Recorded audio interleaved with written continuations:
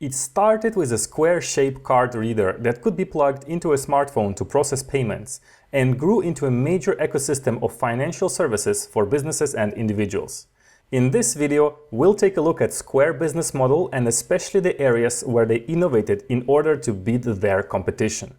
In 2009, Jim McKelvey, one of the co-founders, couldn't process a $2,000 payment for his glass-blowing business because he only accepted cash. Credit card payment systems were too expensive or too complicated to set up at the time. That's when he teamed up with his friend Jack Dorsey, yes, the same Jack from Twitter, to investigate how they actually worked and see if they could come up with a better and more affordable solution. They built a prototype in a short period of time and received funding from Khosla Ventures soon afterwards. This easy turnkey solution allowed many small businesses to accept swipe credit cards by plugging the reader in their smartphone's headphone jack and using Square's point-of-sale app. Suddenly, even the smallest street vendor could accept such payments. That's when Square realized that they could create a much broader ecosystem of products designed for physical businesses, such as a chip card reader and a Square stand. Now, when you look at all these products, what is the first thing that comes to mind? How would you describe them? Maybe you'd say that they are beautiful or elegant. And that's exactly the point. Design is one of the reasons which helped Square differentiate from competition.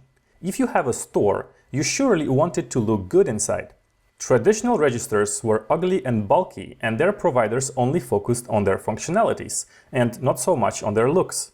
If you took our bestseller business model innovation course, you know that design is one of the methods that you can use to differentiate from competition. And many businesses grew thanks to a focus on design alone. But there are many other ways to do it, which we explain in the course and illustrate using dozens of case studies. This course is popular among business owners, top managers in big corporations, and also starting entrepreneurs and students who are interested in business strategy. If you want to learn more, just click on the link in the description or the card right here. Now back to Square and their design strategy. It also applies within their app itself, of course. It's easy to use and therefore it provides a great user experience. Just like Jack Dorsey puts it, we have a whole team that focuses on making sure every pixel is implemented correctly. We have a great discipline in design and how we present ourselves. Square's adoption by merchants pushed them to develop a whole ecosystem of products that would suit all their needs. Now they can manage their inventory, invoices, customer engagement, employee payroll, process e-commerce payments, and much more. Square even went as far as developing tailored solutions for specific sectors such as Square for Restaurants and Square for Retail. And even though it's possible to connect third-party applications, Square already provides a lot of native apps by itself. So for many businesses, it's possible to manage everything using Square products exclusively. This ecosystem is a major reason which differentiates Square from competitors such as PayPal. And since Square had access to all this merchant data, they realized that they could get into a whole new market, which is business loans.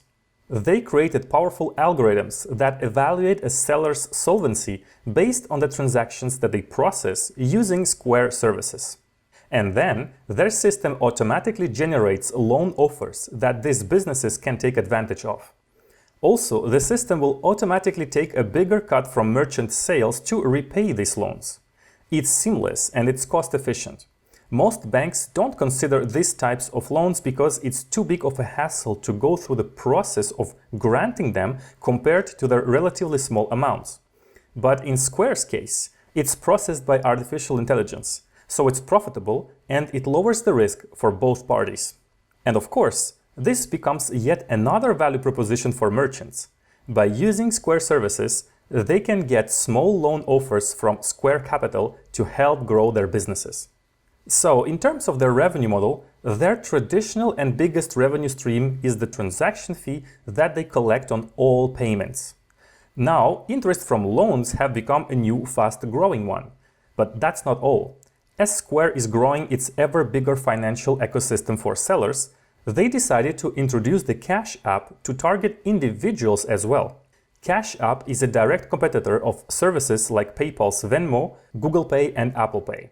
It's free to use unless you want to make instant transfers to your bank account or trade bitcoins, in which case you'll pay a 1.76% commission. In 2020, Square's revenue from Bitcoin transactions in their Cash App soared by 367% compared to the previous year, which makes it another fast-growing revenue stream. By the way, you can now also trade stocks using the Cash App for free, which is a threat for companies like Robinhood, the original disruptor when it comes to commission-free stock investing. On this YouTube channel, I break down and explain the strategies of the most innovative companies.